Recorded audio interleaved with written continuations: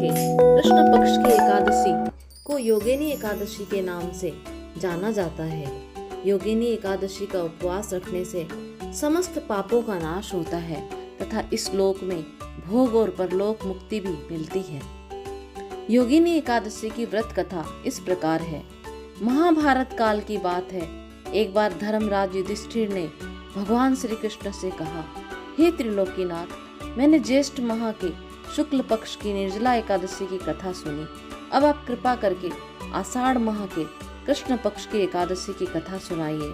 इस एकादशी का नाम तथा महात्म्य क्या है, मुझे विस्तार पूर्वक बताइए। श्री कृष्ण ने कहा, हे पांडुपुत्र, आषाढ़ माह के कृष्ण पक्ष की एकादशी का नाम योगिनी एकादशी है। इसके व्रत से सभी पाप नष्ट हो जाते हैं। यह व्रत इस लोक में भोग तथा परलोक में मुक्ति देने वाला है। हे धर्मराज, यह एकादशी तीनों लोकों में प्रसिद्ध है।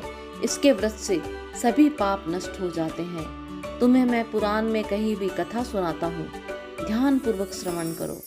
कुबेर नाम का एक राजा अलकापुरी नाम की नगरी में राज्य करता था। वह शिव भक्त था।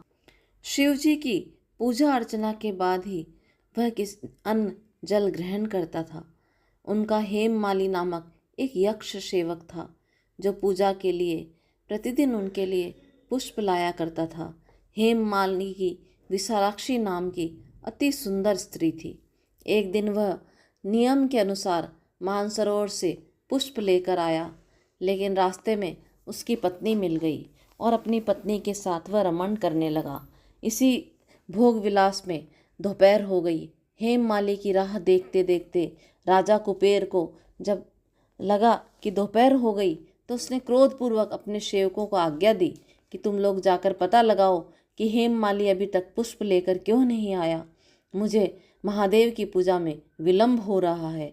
जब सेवकों ने उसका पता लगा लिया तो राजा के पास जाकर बोला, हे राजन, वह हेममाली अपनी स्त्री के साथ व्यस्त है, रमण कर रहा है। इस बात को सुनकर राजा कुबेर ने हेममाली को बुलाने की आज्ञा दी। डर से कांपता हुआ हेममाली राजा के सामने उपस्थित हुआ। उसे देखकर कुबेर को अत्यंत क्रोध आया और उसके होठ फड़फड़ाने लगे। राजा ने कहा, अरे अधम, तूने मेरे परम पूजनीय देवों के भी देव भगवान शिव का अपमान किया है। मैं तुम्हें श्राप देता हूँ कि तू स्त्री के वियोग में तड़पे और मृत्यु लोक में जाकर कोढ़ी का जीवन व्यतीत करे। कुबेर के श्राप से वह तत्क्षण स्वर्ग से पृथ्वी पर आ गिरा और कोढ़ी हो गया। उसकी स्त्री भी उससे बिछड़ गई। मृत्यु लोक में आकर उसने अनेक भयंकर कष्ट भोगे, किंतु शिव की कृपा से उनकी बुद्धि मलिन न हुई और उसे पूर्व जन्म की भी सुध रही। अनेक कष्टों को भोगता हुआ तथा अपने पूर्व जन्म के कुकर्मों को याद करता हुआ वह हिमालय पर्वत की तरफ चल पड़ा। चलते चलते मार्कंडेय ऋषि के आश्रम में जा पहुंचा। वह ऋषि अत्यंत वृद्ध तपस्वी थे। उनका तेज चारों ओर प्रकाशमान था। वह दूसरे ब्रह्मा के समान प्रतीत हो रहे थे और उनका वह आश्रम ब्रह्मा की सभा के समान शोभा दे रहा था। ऋषि को देखकर हेममाली वहां पहुंचा और उन्होंने प्रणाम करके उनके चरणों में गिर पड़ा।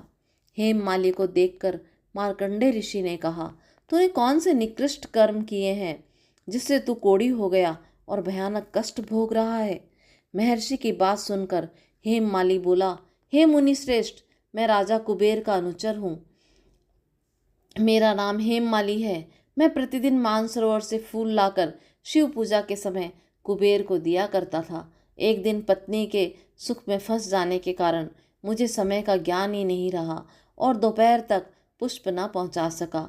तब कुबेर ने मुझे श्राप दे दिया कि तू अपनी स्त्री का वियोग सहन कर और मृत्यु लोक में जाकर कोढ़ी बनकर दुख भोग। इस कारण मैं कोढ़ी हो गया तथा पृथ्वी पर आकर भयंकर कष्ट भोग रहा हूँ।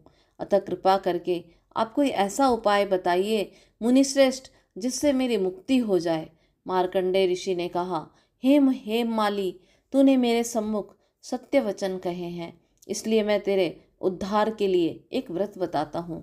यदि तू आषाढ़ माह के कृष्ण पक्ष की योगिनी एकादशी का विधान पूर्वक व्रत करेगा तो तेरे सारे पाप नष्ट हो जाएंगे। महर्षि के वचन सुन हेममाली अत्यंत प्रसन्न हुआ और उनके वचनों के अनुसार योगिनी एकादशी का विधि विधान पूर्वक व्रत करने लगा। इस व्रत के प्रभाव से वह अपने पुराने स्वरूप में आ गया, उसका कोढ़ समाप्त हो गया और वह अपनी स्त्री के साथ सुखपूर्वक रहने लगा। भगवान श्री कृष्ण ने कहा, हे राजन, इस योगिनी एकादशी की कथा का फल 88,000 ब्राह्मणों को भोजन कराने के बराबर है। इसके व्रत से सभी पाप नष्ट हो जाते हैं और अंत में मोक्ष प्राप्त करके प्राणी स्वर्ग का अधिकारी बनता है। इसलिए सभी को इस एकादशी का व्रत रखना चाहिए। धार्मिक मान्यता है कि इस एकादशी का व्रत कथा का पाठ करने से जातक को सभी तरह के पापों से मुक्ति मिलती है, साथ ही श्री हरि की विशेष कृपा प्राप्त होती है और शुभ फल की प्राप्ति होती है। कहा जाता है कि एकादशी व्रत के बिना कथा का पाठ करने से अधूरा माना जाता है। इसलिए एकादशी का व्रत कर हमें इस कथा को पढ़ना, सुनना और सुनाना